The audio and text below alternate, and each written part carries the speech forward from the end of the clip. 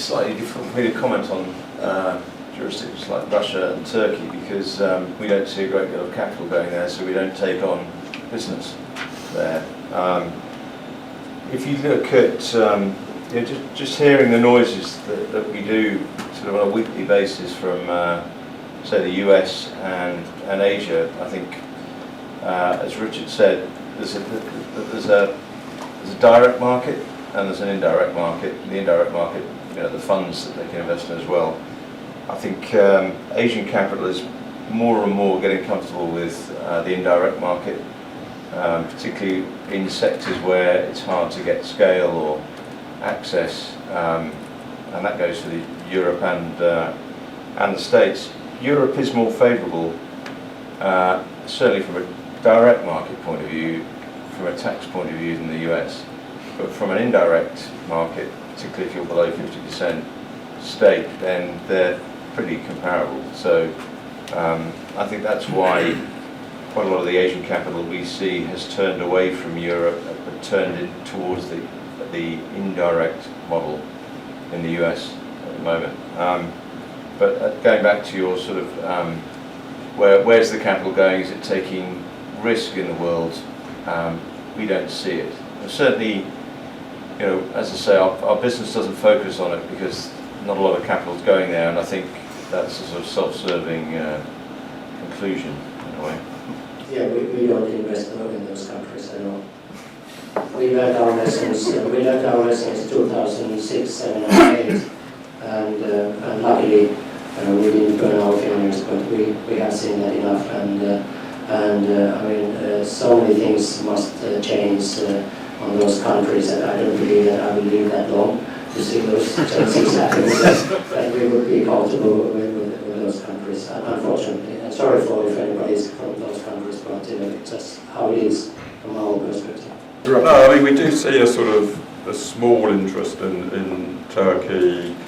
On the one hand, a very negative view because of all the terrorism, the government, want to take over government, sanctions from Russia. So a political risk is a very significant component. God knows how you price that.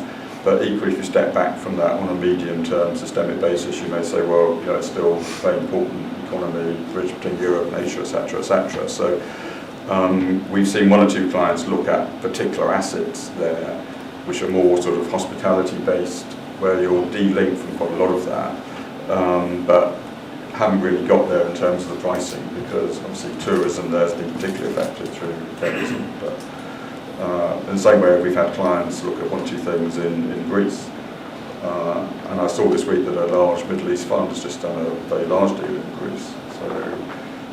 But it's very difficult to price that, and obviously no one wants to make a mistake which then impacts on their brand when they raise further equity.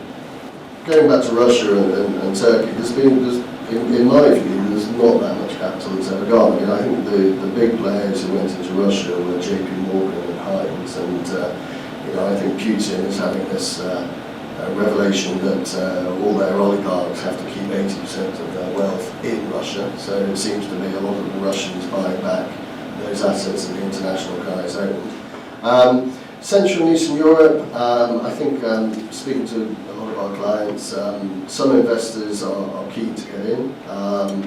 Others are still very, very wary of the liquidity issues. The local players in those markets are non-existent in some of those markets, and that worries a lot of the international capital entering that. How do I sell this asset if the world goes upside down?